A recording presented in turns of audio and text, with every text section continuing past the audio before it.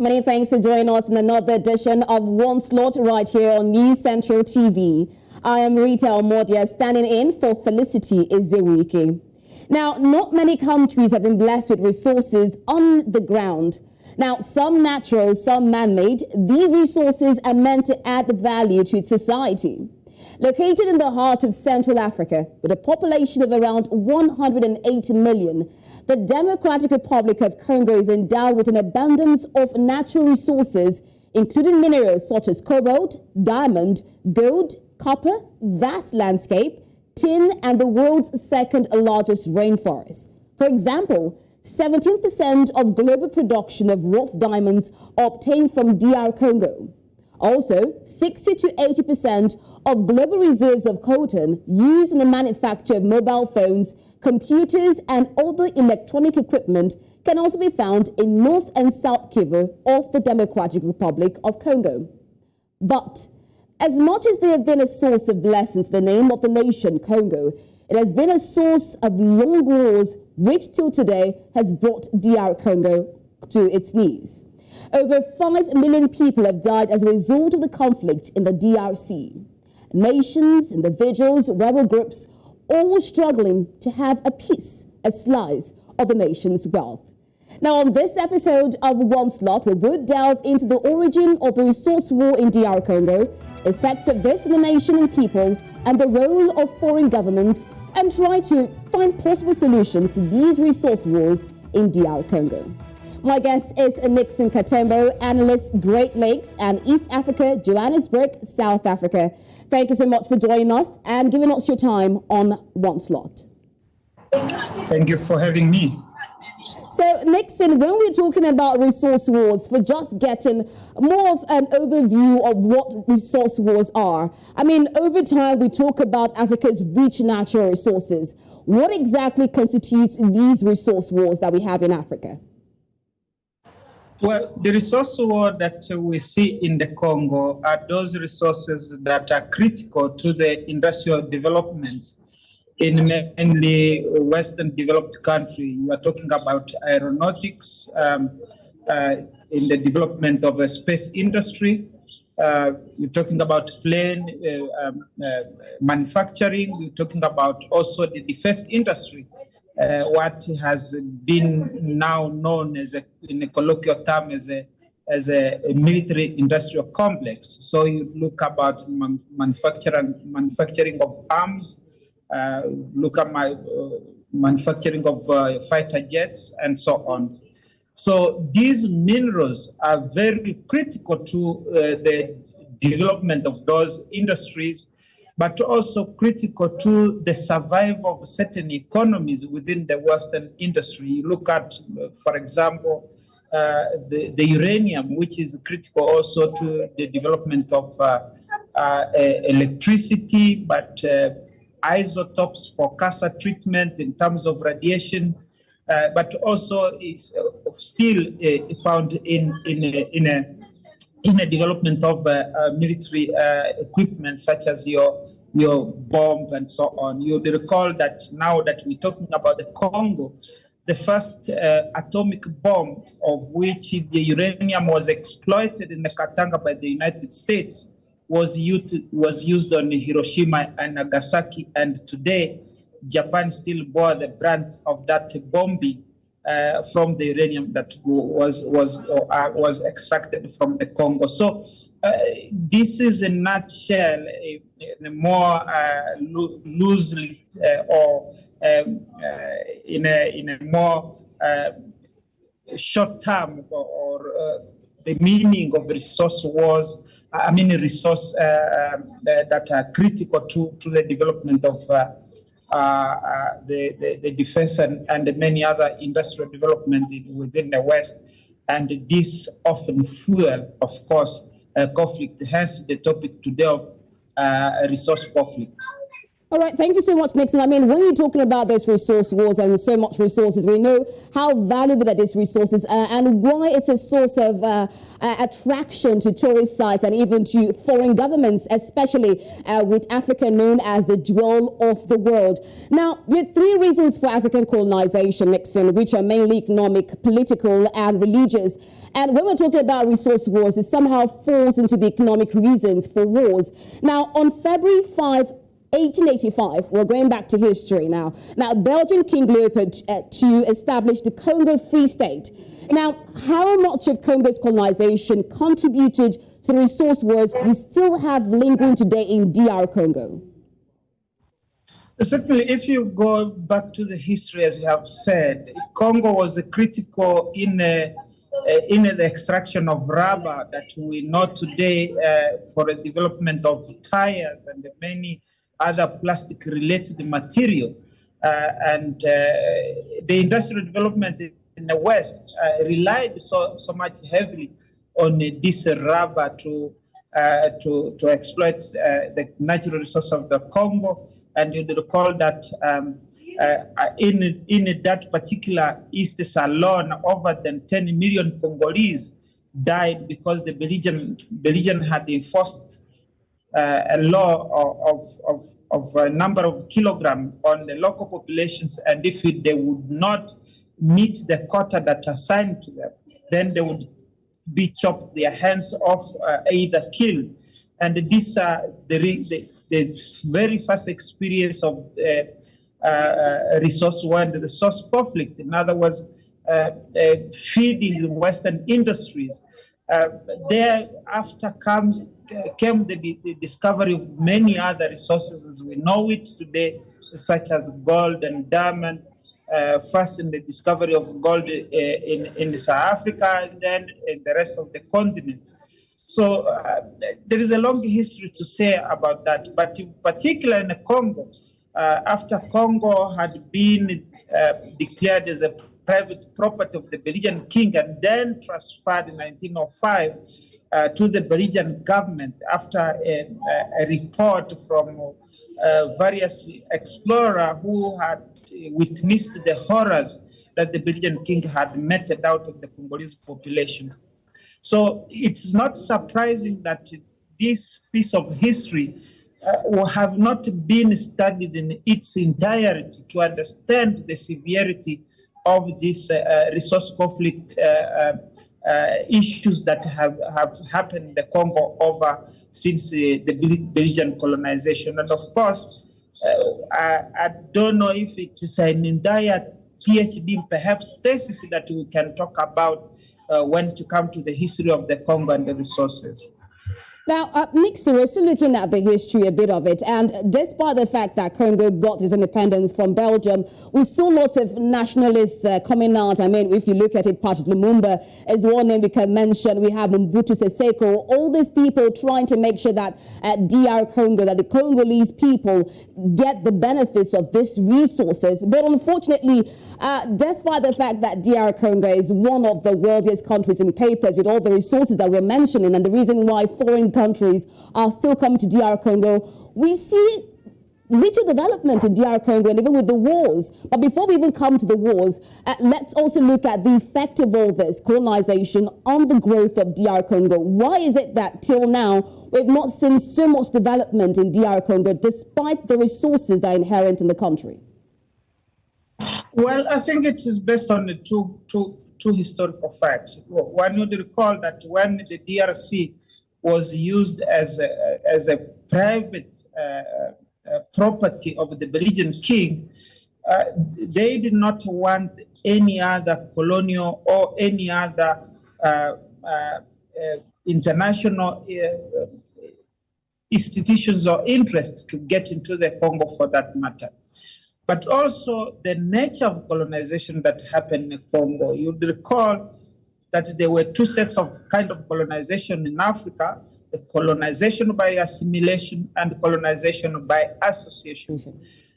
Associations were mostly done by the British, where they came in, talked to the king, and they pretended as if they were assisting the king in governing, but actually in entrenching their own interest and the colonial power on the local population. Whereas in assimilation, a type of colonization, and in this case, what happened to the Congo, they wanted to transform the local people into small Western pockets of men. In other words, if you to become a proper Congolese, I recall in the case of the Congo, they used to call them the Zevolue. In other words, people who have evolved from this kind of a primitive society to become now assimilate into the Belgian type of a life. But all this was done on a basis of making sure that the Belgians entrenched themselves at all levels. And with that came the issue of education. By the time the Congo went into independence, there were less than 30 graduates who had acquired education, and the first of which was the late former Prime Minister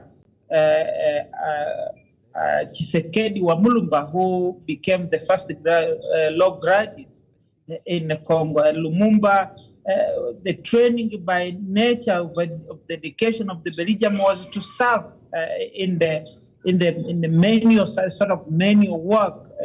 It would be your sort of a labor reserves to serve a certain industry, but the critical industrial educational type of skills were not to the Congolese, and that contributed to the lack of development in a way, because when the Belgian left, the country found itself with less and less educated workforce to respond to the need of society. And when Lumumba tried to change that immediately after getting independence in 1960, then he was seen as a threat to certain interests within the West. And you recall that independence in the Congo comes just after the end of the Cold War and the start of the beginning of the Cold War, when we talk about the East and West, in other words, the Soviet Union and led by the led by Russia, President Russia actually, and then the West, which was mostly led by the British and the Americans, including the first, in other words, the capitalist West. So you have that ideological division within the global power contestation that also happened to play a role in a independence journey of many African countries. And Lumumba, having said that we are neither aligned to any of these global superpowers, he became a threat, because one of the interviews they asked him, "Are you a communist or are you just a nationalist?" And he responded that I'm just a leader who wants to serve my people. So, but Nixon, sorry to quote you short there, because I'm going to take you on that, because I had that quote right with me. And he said, "We are neither communists, Catholics, or socialists." Now, you talked about Lumumba's ideologies. Was there anything wrong in his nationalist agenda on Congo? I mean, having the resources for Congo just for the Congolese, was there anything wrong with that agenda that he had? There was nothing wrong with that agenda. Lumumba's agenda was just to build a Congo which is at peace with itself, to make sure that the resource of the country serve the Congolese people, to make sure that whatever is extracted out of the underground, in other words, the natural resources of the Congo, are to the benefit of the Congolese people. And that was not what the West saw in him as a person, because of this global power contestation that was happening at the time. And we have a similar case for example, in Burkina Faso, after the emergence of Thomas Sankara in the early 80s, 1980, 83 to 87 to be precise. So the case of the Congo is not really about the ideology that Lumumba wanted to implement, but rather an extension of sort of a neocolonialism after the gaining independence that have happened up until today. The West wanting to have a greater control of the natural resources of the Congo for their own benefit, not to benefit the Congolese people. Okay, Nixon, still looking at President Lumumba and his ideologies. I mean, this communist ideology that he had. After 61 years in July 2022, we saw that the go-to of the assassinated Congolese independence leader was finally given to the Congolese people. And then here, of course, there was a final burial. But to a lot of people, for the King of Belgium, that is King Philip, that was last year in August, there was a word that he gave, and he said he expressed his deepest regrets for those wounds of the past. Now, how much of this imperialist agenda affected the growth of DR Congo? And do we still have their impact in DR Congo till today? It's because one of the problem that I have with the return of the tooth of Lumumba and the approach that Belgium had taken, because it has taken what I would call, and mostly call, the paternalistic approach to the diplomatic and the political affairs of the Congo. In other words, they have left, but they can still control what is happening in the Congo. And if in his own word, King Philippe is saying that we regret, there is no formal apology coming out of the king. There is a difference between regretting and sincerely acknowledging that you have done wrong and therefore you apologize. And apologizing have to be followed by certain words. It could be in the case of reparation for the victims, particularly those who suffered during colonial time. In this case, Belgium would have seen how much of resources it exploited over the years from the Congo, and making sure that by saying that it's regret, but it does so meaningfully through a follow-up with a compensation program for the atrocity that it committed in the Congo. And for that, earlier I said about the paternalistic approach. You see that whatever happened in the politics of the Congo, most of the time, it's always first discussed by Belgium to have a new sort of colonial government, though in a form of independent Congo. In other words, leaders who receive the blessings of Belgium and the United States and the UK to be able to be leading the Congo, not necessarily that they are leaders who have an independent mind with an independent vision that Lumumba had to be able to steer the politics of the country, the economy, and build the institution that responded to the needs of the people of the Congo. And that's the challenge that the Congo still have today, and of which is the legacy of the colonial era that Belgium imposed on the Congo that's still happening today. But not only that, also the successive interference of Belgium, the United States, and the UK and France in that particular country in a political and security quagmire that it finds itself at the moment. Okay, now still looking at this interference of foreign bodies, you talked about the independence of the government, the politics in Congo, which has allowed for these resource wars to continue. I remember that there was a post by Joseph Kabila, I think in the 2018 elections, and he kept on emphasizing on the fact that there should be no interference of foreign relations or foreign governments. Why do we still have them interfering in the affairs in the government of DR Congo? I mean, we can blame colonization, we can blame the Belgian government, we can blame the US, we can blame China, we can blame France, but somehow people will say that the government also has allowed for this interference by international governments. So why do we still have it, and how can we break that chain in DR Congo?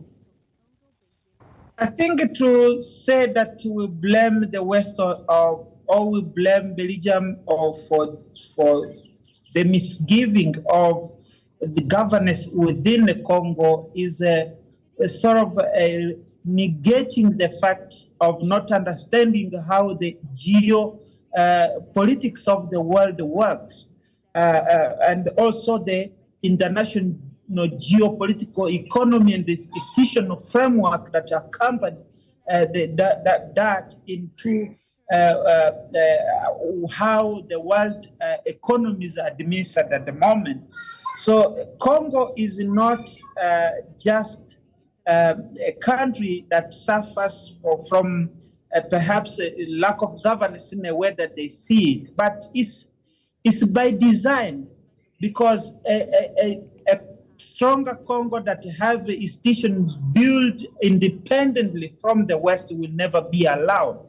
It means that it will have to start seeking accountability from multinational corporations, from international institutions such as the World Bank and so on, to respond to the needs of the Congo, to make sure that they do not take the resource of the country without ever pay dues to the Congolese people. And I think that's the most important point here. I should go back to, you talked about Joseph Kabila talking about the lack of interference. The father, Laurent Kabila, when he actually on the verge of clearing Congo's debt to the World Bank and the IMF, and also having the Congolese franc to the equal value of $1, one Congolese franc, he was seen as a threat, and he was not allowed to establish his government after that chaotic rebel movement that overthrew Mobutu. Immediately, what happened then, his security was instrumentalized by those who supported him, and he ended up being killed. And it is not by coincidence that Laurent Kabila was killed in that manner. It's because he has started talking about an independent economy of the Congo that serves the people of the Congo, an independent foreign policy that is dictated by the terms of the Congolese government itself, vis-a-vis with its relation with whoever want to be in relation with the Congo. And that has never been allowed in a current modern geopolitical economy of the world, because the institutions are built in such a way that they need to be able to continuously be sucking from the African continent whatever resources that is left. One of the issues that you see currently, for example, in West Africa, Ghana having said that it's going to move away from the dollar-based reserve currency to the gold standard, which is the resources that Ghana have. What happened then is sort of using this economic kind of approach to hit the Ghana cedi, and therefore you see the hyperinflation that is happening in Ghana currently. We need to be able to understand how these systems work before we even lay the blame on our own leader for not having acted in the manner that they act. And I'm afraid that is a subject of the discussion on its own when to come to understanding the real issue of geopolitical economy of the world and how to work vis-a-vis to the African continent. All right, thank you so much, Nixon. So much to talk about. Of course, we'll have that discussion another time. We're still looking at the resource wars in DR Congo. We're looking at the institutions, how to make the government stronger. Of course, we've taken a way back in time. We looked at since independence from Belgium in 1960, where DRC has held long-standing relations with the United States, France, and other allied forces. We took a step back and looked at the history of DR Congo and where this resource war started and why DR Congo is so much an attraction for tourist sites and foreign governments. But how much of this relationship benefits DR Congo? We will continue discussions on this after this break. Stay with us.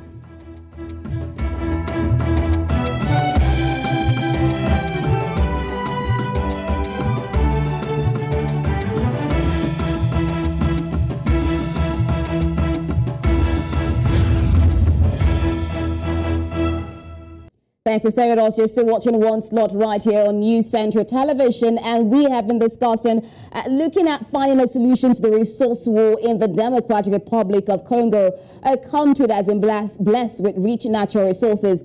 And of course, join us in the studio who has been discussing this topic with us for the past, 30 minutes. We've had Nixon, Katembo, and we've looked at the history so far in DR Congo, the reasons for this resource wars in DR Congo. And right now, we would continue discussions as we look at bilateral relations in DR Congo and how it has affected or benefited, or how DR Congo has benefited from this bilateral and international relations. Nixon, good to still have you with us on One Slot. So we'll begin right now with relations with the United States, of course, of which latest days we've seen them coming over and over again, talking about how to modify DR Congo with the crisis going on in DR Congo. Now, in April 2019, President Felix Tshisekedi visited to Washington. The United States and the DRC launched the Privileged Partnership of Peace and Prosperity. Now, one thing we would notice about foreign relations is that they come up with different policies and they say this will benefit Africa, this will benefit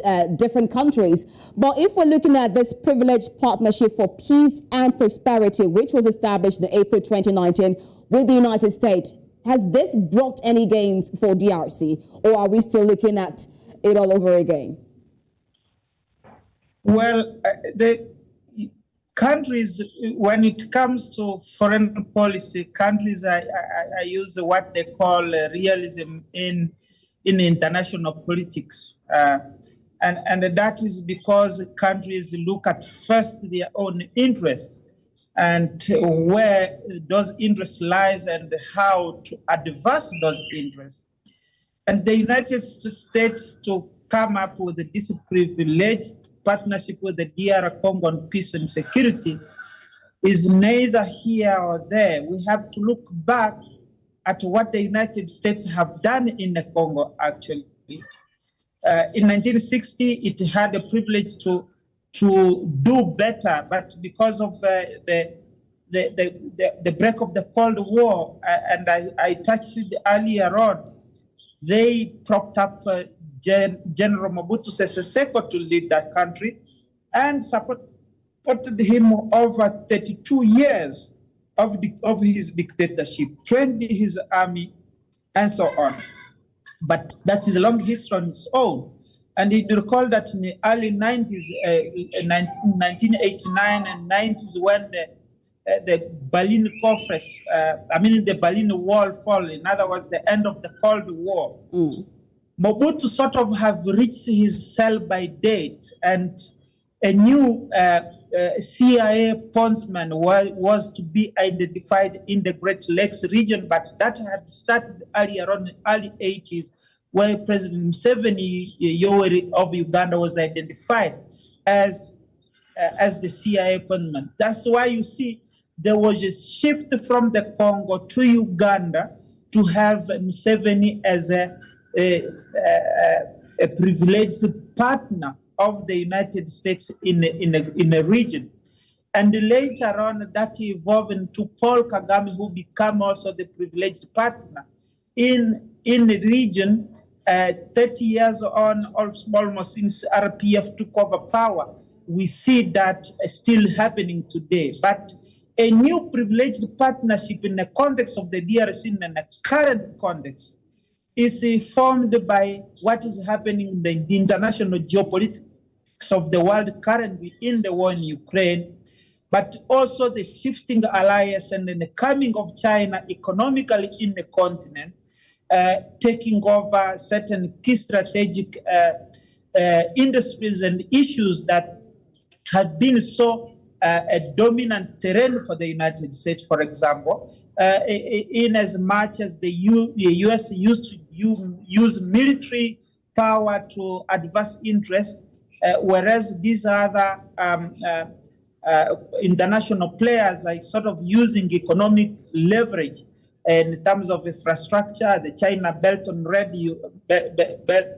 Road Initiative is well documented in many parts of the world, but also coming to Congo after President Kabila Joseph signed a $34 billion project with China which was infrastructure for minerals with the Congo. Something that really sent shivers in the United States, because here were what has been traditionally their turf of influence was slowly slipping away under Joseph Kabila. And you would recall after the war in Ukraine, Russia sort of came into Africa to try to regain its former kind of Soviet recalibrated former Soviet friendship with the rest of Africa. And the start has been Central African Republic, where the Wagner Group have been working there. You see now Mali and now Burkina Faso and the Congo. For the United to see that the likelihood of Russia and China taking over influence in the Congo is what led to the United States currently to dash different tune. And you see it currently today now with the war with M23, that is RDF, Rwandan Defense Forces acting in the Congo, being told to actually move away from the Congo because the United States want to cover for its misgiving and regain influence in the Congo. And that's the real context of this privileged partnership. But also United States companies and the multinationals going back to the Congo in a way they used to extract the resources of the Congo under Mobutu without ever paid the dues to the Congolese people. And for me, I think this partnership with the Congo is in that context really, not necessarily that they want to help the Congo come out of its political, economic instability, but rather the United States making sure that it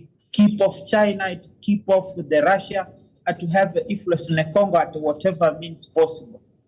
It seems like most times it's just for their own selfish reasons. But, you know, for policies and whatever thing that we have, it's more of a give and take. It's more like I give you this and then I take this. But somehow for African countries and what you said in DR Congo, United States is just still trying to maintain its control over DR Congo. Now, still talking about the resources, I mean, we have different natural resources in DR Congo. And let's look at the energy. I mean, the Congolese government is letting energy firms bid for access to its vast oil and gas revenues. Now, I was shocked when I saw this news. I think it was last year when I saw this news of letting energy firms to bid for access to its oil and gas revenues.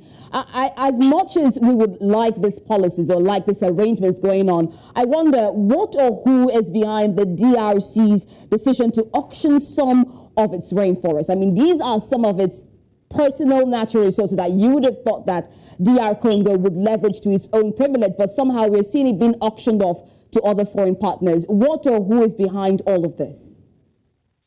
Of course, it's because of the current political leadership as well.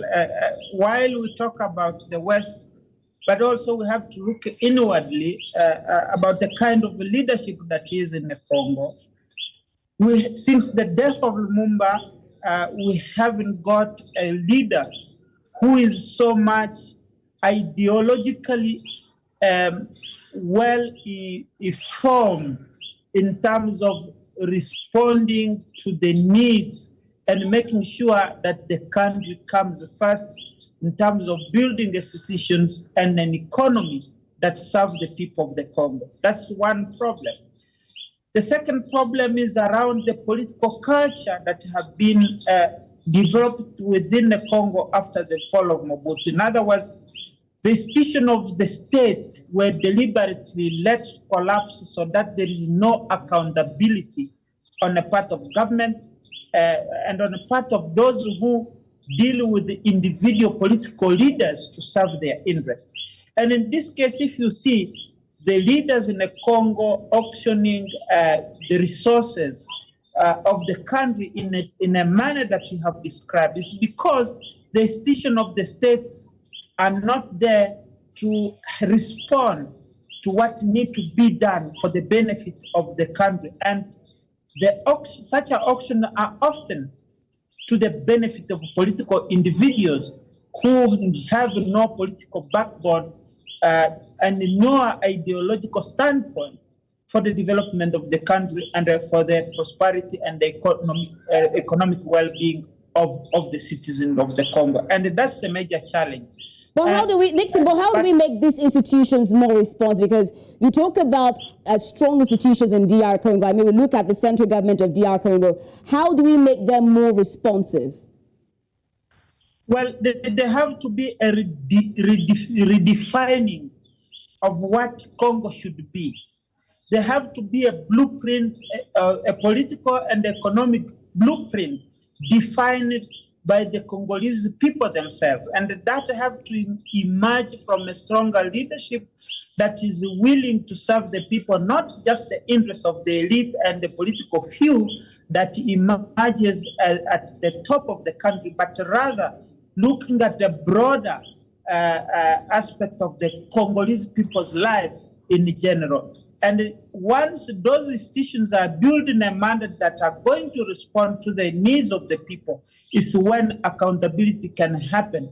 Is when politicians can be also held accountable for whatever action that they do while they are in government. And I think for me, that is absent at the moment in the case of the Congo. And that's why you see the negotiations about political and economic issues that should ideally serve the interest of the nation at large are done at individual level by identifying certain political figures who then are twisted arm to the tunes of those multinational corporations who come and hoard those natural resources for their own benefit, not to the benefit of the country itself.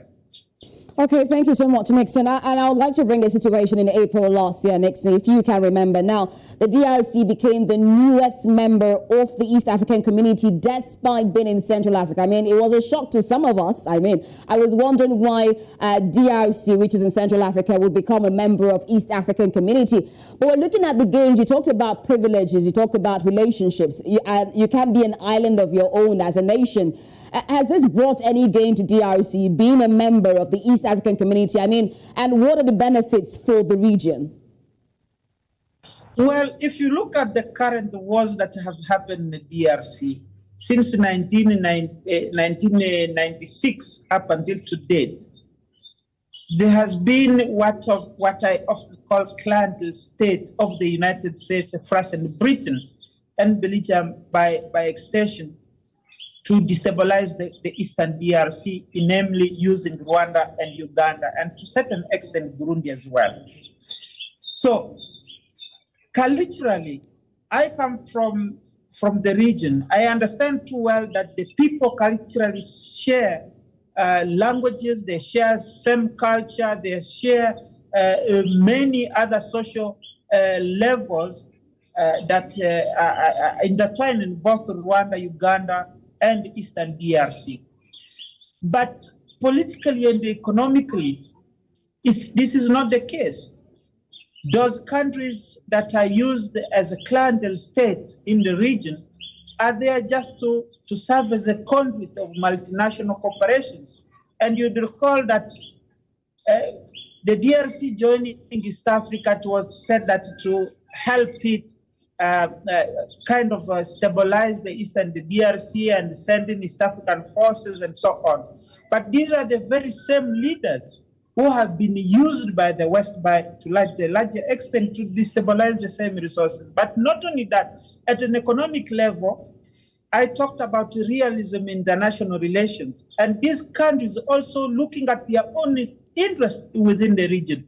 Once you open the DRC to a country like Kenya, which is the largest economy in the East African region, you're opening up an entire market of 108 million people with the country with no industrial base such as the DRC. In other words, you open up a floodgate of goods that just go into the DRC without any proper governance system or revenue system to control that. So if you say that the DRC is going to benefit from the East Africa, I would say there is no benefits whatsoever, but rather this is going to help keep the DRC into chaos because out of chaos, the economy of certain countries thrive on that.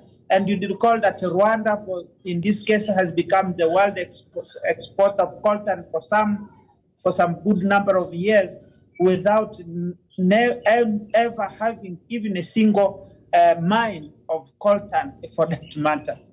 Uganda has become, alongside Rwanda, they have become the world refined exporter of gold, all of which are coming from the DRC. Timber was being exported through the ports of Mombasa in Kenya, all that coming from the DRC. So in that context, joining DRC in the case of the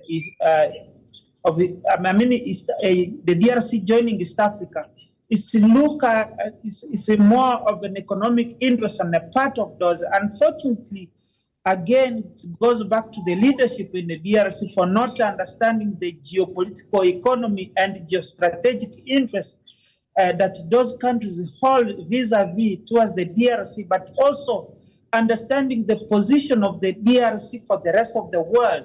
And I think that's where the presidency of Felix Tshisekedi failed dismally in making sure that it's...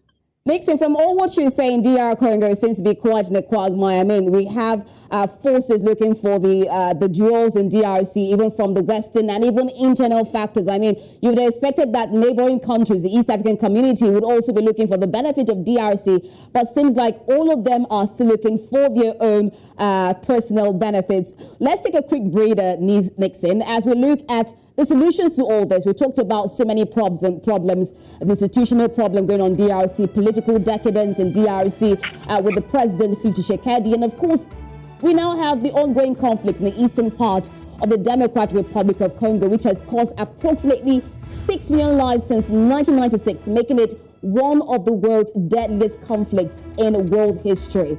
After this break, Nixon will be giving us some plausible solutions out of this quagmire and ways to end these resource wars. Do stay with us.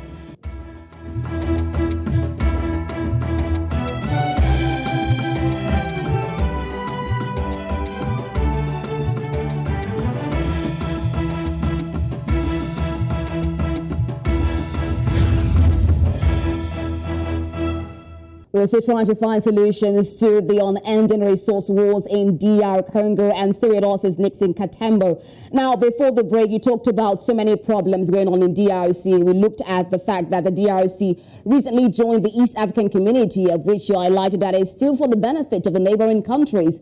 But we're looking at the way forward. How can DRC begin to benefit from its own resources? Now, in 2002, the UN panel of experts on the illegal exploitation of natural resources and other forms of wealth came to the conclusion that the coltan mines in the east of the DRC were benefiting either a rebel group or foreign armies. And this brings us to the unending M23 rebel groups. Now, I had discussions with other people and said M23 keeps on revamping itself, if I use that word, so to say, with different groups. But somehow, when you look at all those foreign or terrorist groups, they are being sponsored by things, and some of which are this mining sector that we talk about, which is a huge factor for the resources in DR Congo. So has anything been done about this, and how can this be regulated? How can we bring an end to the unending war in DR Congo? One, I think we have to look at the governance structure in the DR Congo. In my view, the DRC population has to seek to eat. That is, they design a new political framework and institutional framework that will seek to respond to the needs of the country. They need to build institutions of the state and the leaders that can be held accountable, so that when it comes to issues of security, they build a defense institution. In other words, you look at the military, the police, the security cluster in a nutshell, that seeks to protect the territorial integrity of the country. Once you do that, then you can look at the reorganization of the entire governance within the country? Is it responding to the people's need? Is it making sure that there is economic development? Is it making sure that the country have an economic blueprint? And I mean by, after identifying all sorts of problems, be it from the infrastructure development, from the curriculum of the school, from the health sector, and all of these, once they are put in place, then the industries can thrive to respond to the needs of the people. In other words, creating conditions for economic development and for economic prosperity, so that the social well-being of the Congolese people is taken care of. Other than that, the political system, if it remains as it is now, where the influence is just driven by selfish interest political leaders, the Congo will never see prosperity and peace. And that can only be done once those who hold power in the international political system allow the Congo for sometimes at least to prosper and to gain its own political and economic freedom, to make sure that the states function to the benefit of the people. Without that, the chaos will still continue. And we'll talk about discussions in the rebel group propping up, because some of these rebel groups are just done for, or created for the mere fact of making sure that they guarantee the outflow of the resources of the country without ever having any process of accountability whatsoever.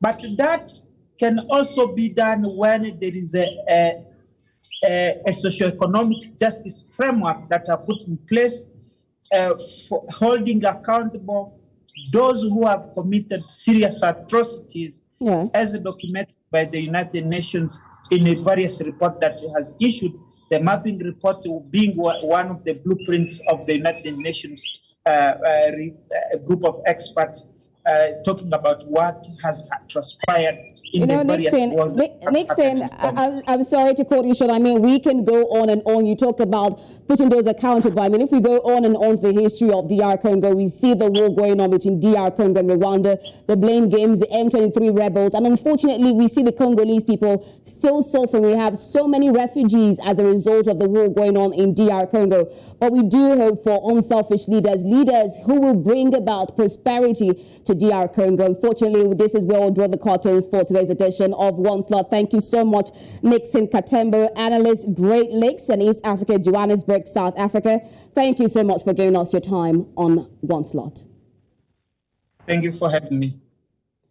And for our viewers, thank you so much for being a part of Onslaught. We're looking at finding solutions to resource wars in DR Congo, and not just in DR Congo, but in Africa, in a way that Africa begins to enjoy from its rich natural resources and to benefit the citizens of Africa. Thank you so much for being a part of Onslaught. I am Rita Omodia, standing in for Felicity Ezeweke. Thank you so much for staying tuned.